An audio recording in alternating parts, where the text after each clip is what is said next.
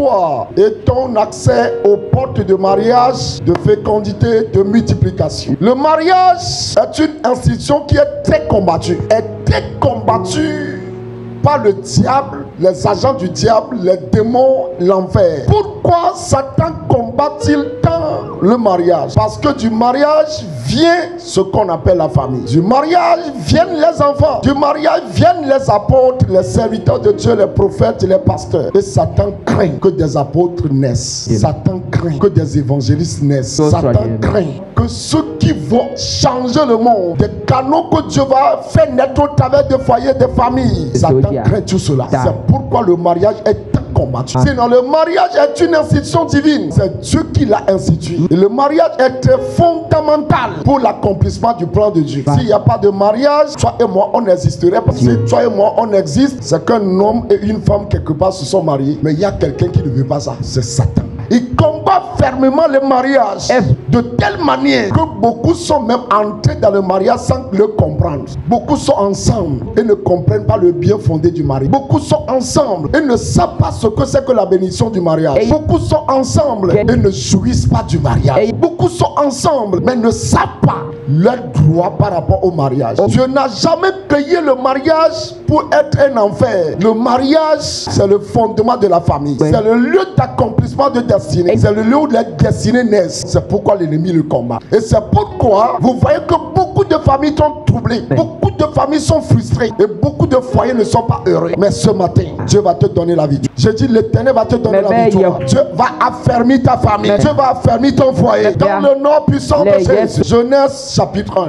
Verset 28, partie A. Dieu les bénit et Dieu leur dit, soyez féconds. Au commencement, Dieu avait une pensée bien donnée. C'est pourquoi la Bible dit, il est béni. Il bénit qui est qui? Il bénit la femme et l'homme. En déclarant sur eux, soyez féconds. Multipliez-vous. C'est pourquoi vous voyez que Satan ne voulait pas que les gens entrent dans la bénédiction du mariage. Il y en a qui échouent même avant d'entrer ou bien d'arriver au moment du mariage parce qu'ils ne comprennent pas le mariage. Le mariage est une bénédiction. C'est le canal de bénédiction. Le mariage, c'est un lieu où l'homme et la femme se complètent et entrent dans leur destinée. Le mariage est très important. Genèse chapitre 2, verset 18 au verset 24. L'Éternel Dieu dit, il n'est pas bon que l'homme soit seul. Je lui ferai une aide semblable à lui. L'Éternel Dieu forma de la terre tous les animaux des champs, tous les oiseaux du ciel. Et il les fit venir vers l'homme pour voir comment il les appellerait. Et afin que tout être vivant porte le nom que lui donnerait l'homme. Et l'homme donna des noms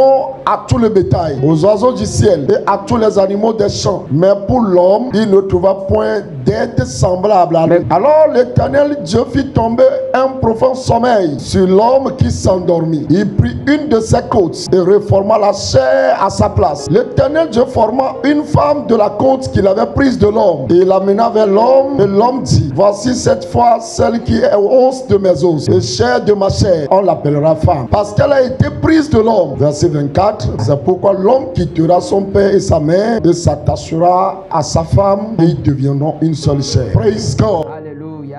La parole de Dieu dit, et Dieu dit, l'homme ne sera pas seul. De même, la femme aussi ne sera pas seule. Je lui ferai une aide semblable. C'est pourquoi Dieu a fait dormir l'homme et a sorti de lui une côte et a formé la femme. Il l'a amené vers l'homme. Quand l'homme l'a vu, il a dit, voici maintenant os de mes os, chair de ma chair. On l'appellera femme. C'est ainsi l'homme quittera père et sa mère, s'attachera à sa femme et ils deviendront une seule. Le mariage a besoin d'être compris parce que c'est une porte dans laquelle il faut entrer. C'est une porte qu'il faut posséder. Beaucoup souffrent dans la vie parce qu'ils n'ont pas compris le mystère du mariage. Beaucoup se battent pour réussir leur vie, mais ils ont échoué au niveau du mariage. Parce que le mariage a échoué, leur vie peine à progresser. Pourquoi? Parce que le mariage n'a pas réussi. Soit le mariage de leurs parents, soit eux-mêmes leur mariage. Parce que ça n'a pas réussi. Ils peinent à avancer dans les autres domaines. Ils peinent à rentrer dans les autres portes. Mais ce matin, l'Éternel, tu vas vous donner la réussite dans vos foyers. Il va restaurer les foyers. Il va restaurer les familles. Si le corps de Canaan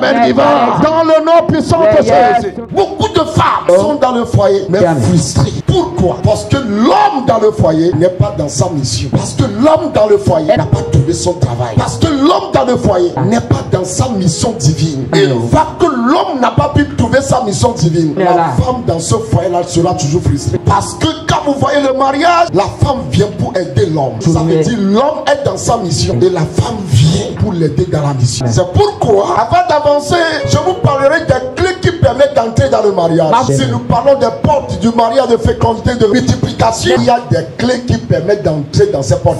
Qu'il s'agisse de l'homme ou de la femme, nous avons des clés différentes. Pour ce qui concerne l'homme, tout homme qui veut entrer dans le mariage et qui n'est pas passé par l'amour, qui n'a pas pris l'amour comme clé, c'est qui n'est pas d'entrer dans le mariage. Ça veut dire que la clé pour l'homme, pour entrer dans le mariage, entrer dans la porte du mariage, c'est l'amour. On peut le définir aussi comme affection. Quand l'homme veut entrer dans le mariage, c'est cette clé-là qui doit tenir. C'est cette clé qui amène pour ouvrir la porte du mariage, accéder à sa femme. Pour ce qui concerne la femme, si elle veut entrer dans son mariage, jouir de son mariage, réussir dans le mariage, elle doit tenir ce qu'on appelle la clé de la soumission. Quand vous voyez une femme dans un foyer, qu'elle n'est pas entrée là-bas avec la clé de la soumission, elle ne peut pas avoir la joie dans ce foyer parce qu'elle est entrée dans le foyer par une autre clé. Et Dieu n'a pas voulu qu'on entre dans le mariage avec cette clé-là. La clé avec laquelle toute femme doit entrer dans son mariage, c'est la soumission. Ça veut dire l'homme a la mission, la femme vient pour se placer sous la mission, pour que cette mission-là aille en avant. C'est pourquoi j'avais dit plus tôt qu'une fois que l'homme n'est pas dans sa mission et cherche à se marier et que la femme là entre dans le mariage, elle sera tout le temps frustrée. Souvent ce n'est pas le problème des femmes, mais c'est parce que l'homme n'a pas trouvé sa mission. Et tant que l'homme n'a pas trouvé sa mission, la femme vient mais elle ne sait pas ce qu'il faut faire. C'est pourquoi vous voyez beaucoup de femmes souffrent dans les foyers. La raison pour laquelle la femme entre dans le foyer, c'est pour aider l'homme à accomplir la mission. C'est pourquoi elle y va avec la soumission. Elle ne va pas avec une mission, mais avec une soumission. C'est pourquoi ce matin je prie pour les hommes. Vous allez rentrer dans vos missions. Je dis Dieu fera grâce aux hommes. Vous trouverez vos missions au nom de Jésus. Et vos femmes vous aideront dans cette mission au nom de Jésus. Donc ce que vous devez comprendre, tant que la femme n'entre pas dans le mariage avec la clé de la soumission, elle ne peut pas avoir la joie là-bas. C'est pourquoi Dieu n'a pas demandé à la femme d'aimer le mari, non. Mais il a dit que la femme se soumette à son mari et que le mari aime sa femme. C'est deux clés différentes. Mais ouvrant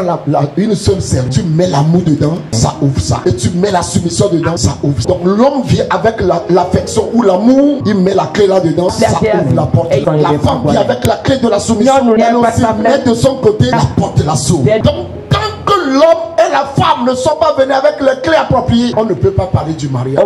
C'est pourquoi beaucoup souffrent dans les foyers. Dieu ne l'a pas créé comme cela. Le foyer, c'est un Éden pour nous. C'est notre lieu de paix et de consolation. C'est le lieu où nous nous fortifions. Beaucoup ont pensé seulement au sexe. D'autres aussi ont pensé à faire des enfants. Mais c'est plus que ça. Mariage, c'est deux destinées qui se rencontrent. C'est deux destinées qui s'embrassent. Pour se compléter, pour réussir. Satan, sachant cela, on bat le mariage. Satan, sachant cela, a fait de telle manière que certains sont entrés en mariage pas avec leur vrai partenaire. Certains sont entrés en mariage pas avec leur vraie femme, avec leur vrai homme. Parce que l'ennemi a fait le calcul. Si je le laisse trouver son vrai mari, si je le laisse trouver sa vraie femme, ils vont réussir. Si je le laisse avoir la paix, ils vont faire des projets ensemble. Si je les laisse en paix, ils vont se développer. C'est pourquoi il y a des problèmes. Il y en a qui ont trouvé leur vrai partenaire, qui n'ont pas fait d'erreur. Toujours des malcompréhensions, des mésentences. Parce que les principes du mariage ne sont pas compris. L'homme n'a pas compris qu'il doit aimer sa femme. Et vous savez comment la femme définit l'amour là? Pour la femme, l'amour c'est l'affection. C'est-à-dire l'homme doit affectionner la femme. Tant que vous êtes dans un foyer et que l'homme n'arrive pas à affectionner sa femme, la femme ne peut pas donner ce qu'elle a.